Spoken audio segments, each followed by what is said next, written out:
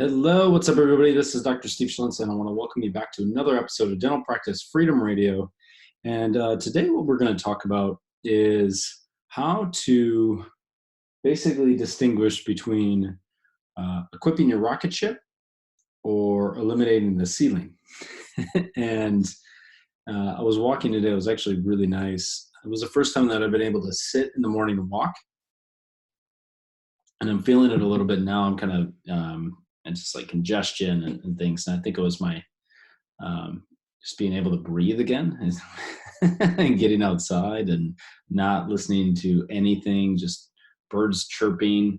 And it was a lot of fun. I haven't been able to walk like that in quite a while. So as I was walking, a concept came up, and it's become kind of at the forefront of things that I've been thinking about, because I've been working with somebody on really taking my financial game to the next level, both personally and professionally.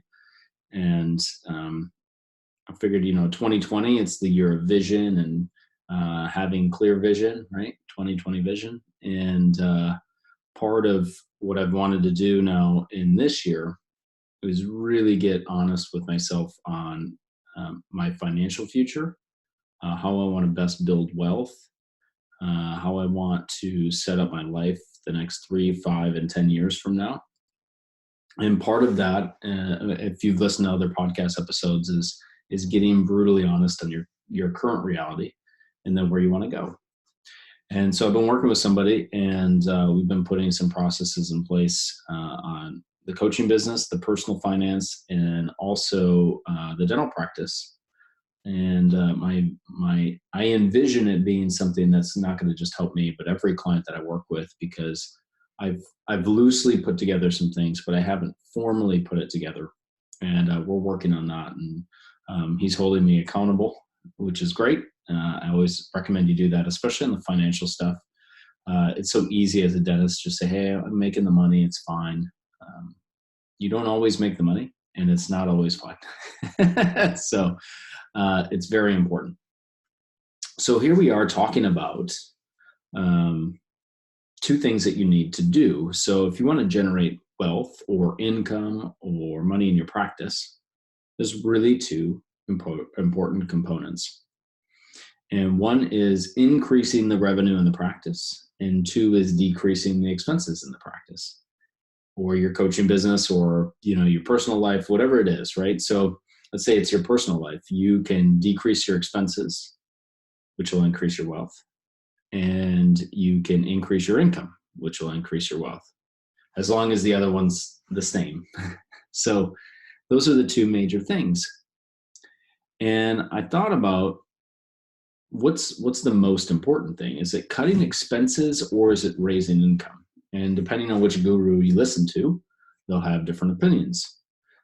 Some say your number one job is to raise your income. Some say your number one job is to cut your expenses. If you listen to Richest Man in Babylon, it's a combination of both. You have to increase your ability to earn, and you also have to lower your overhead, your expenses, right? And so I thought about that, and I asked him, I said, well, what is the most important thing? And I started to think about that internally. And I started to think back, even with clients that I've worked with, who has been the most successful financially, and which process did they follow? And as I'm walking today, I kind of get this mental image, and I flash back to a book that was recommended to me a long time ago, and I read it, and it was by, I think it was Kurt Lewin, and it was first recommended to me by Dr. Michael Schuster. And Lewin talked about force field dynamics and principles, and resistances that work against you and forces that work for you. And there's an equilibrium and a balance that takes place. And in order for, he also talked about, goals and things like that. And let's go back to some of the analogies I used earlier, that we talked about, current reality, and then vision, and then structural dynamics from Fritz. And if you think about those two things, you have a current reality, and then you have a vision, and they're at two ends of a rope, and you have this space in between. Now, there are driving forces that are going to propel you towards your vision. Those are your driving forces. And there are resistance forces that work against you. And I thought about which one is more important. Is it eliminating the resistance, or is it boosting the driving forces? And we all know that it's a combination of both. But if you had to kind of pick, where would I start? I got this vision in my head, and I was thinking to myself, this is a really good, almost like a metaphor for what it is I'm talking about, and why most people get this wrong. Most practice owners that I've talked to say it's important to cut overhead, say it's important to control costs, but they do the opposite. They actually try to increase their income and their revenue as fast as possible. And the resistance forces are almost like a glass ceiling, right? And that is your overhead, your expenses. It's the ceiling that you have. And then your driving forces are like a rocket booster. So you're a rocket, right? And you have rocket fuel, and you can put more in, and you can boost it, but you have a ceiling. Now you can imagine what would happen if I put the rocket boosters on first with something with a ceiling on it. You'll have a collision, and it'll be pure chaos, because you now have two different things trying to get done. You have expenses that you're going to shatter through, but that in the process can create some major chaos. But if you remove the ceiling, which is the resistance forces, it's the things that are intrinsically there that are already holding you back. When you rocket boost it, it's usually smooth sailing. And this metaphor and this analogy can go into a lot of things. For example, your rocket booster could be your new patient process, but your ceiling, your resistance forces, as Kurt Lewin talks about, is the current structure of your practice. So if you try to put a rocket booster, which is a phenomenal new patient process, into something that is structurally unsound, it will fall apart. And so if you were to ask me what's most important, like, get to the point here, what's most important? Is it controlling expenses, or is it increasing your revenue? To me, the first thing you should always control is control the expenses. I'm not saying you should nickel and dime. There's a diminishing returns. There's a law of diminishing returns on trying to cut expenses. When you go through your expenses, I recommend every quarter you go through everything on your budget in your practice. And if you don't have a budget, you need a budget in your practice. So you go through everything in your budget, in your practice, and you say, is this absolutely necessary? Is there easier ways that I could accomplish this with less money?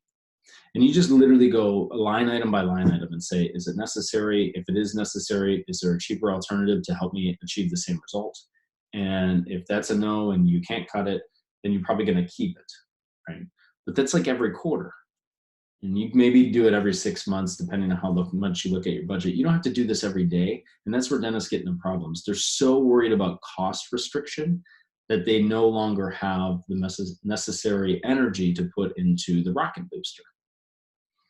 But the flip side of that is you put all the effort into the rocket booster and you didn't actually eliminate the resistance. So you have a ceiling. So once you do this quarterly review, you've started to look and you've honed in on your budget. Now, from a financial standpoint, when you increase the revenue, your number one job is to figure out how to keep your expenses exactly the same. It's no good to increase your revenue by $100,000 if your expenses go up at a rate similar to $100,000. That's not helping you at all.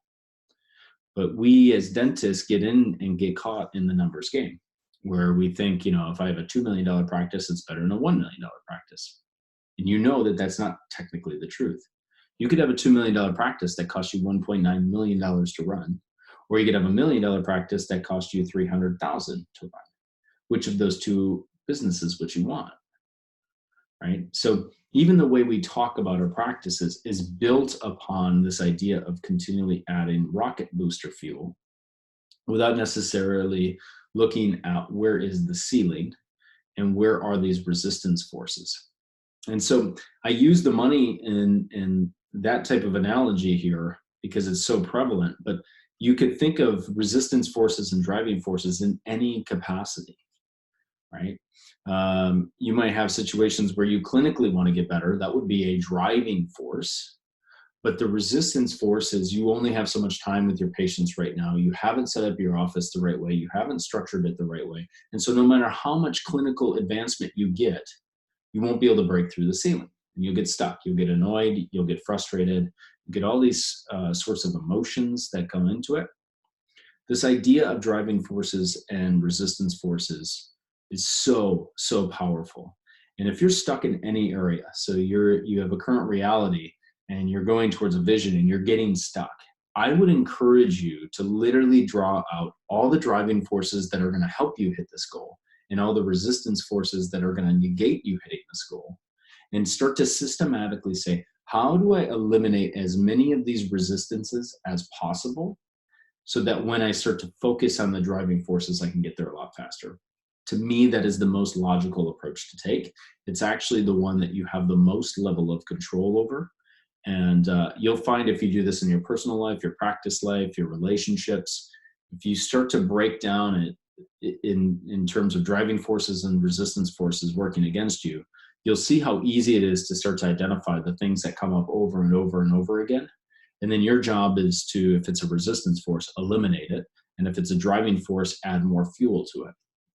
And if you follow that formula, current reality, vision, resistance forces, driving forces, and start to systematically work through those four things, you're going to be successful not just in your dental practice, but in your any endeavor you go through, because you've really come to the core of what's possible in identifying your situation and where you ultimately want to go. So hopefully you got value out of this. New year, I'm so excited to be working with new clients, and I think people are motivated to begin to transform their practices into a more wellness, comprehensive-based style practice. I've talked to numerous new clients on just that, and so I'm so excited to have you. For those that are new and are still listening to the podcast. For those of you who are listening to the podcast that have gotten value, but you're just not ready to engage further in building a comprehensive-based practice, I hope you continually learn things from these episodes.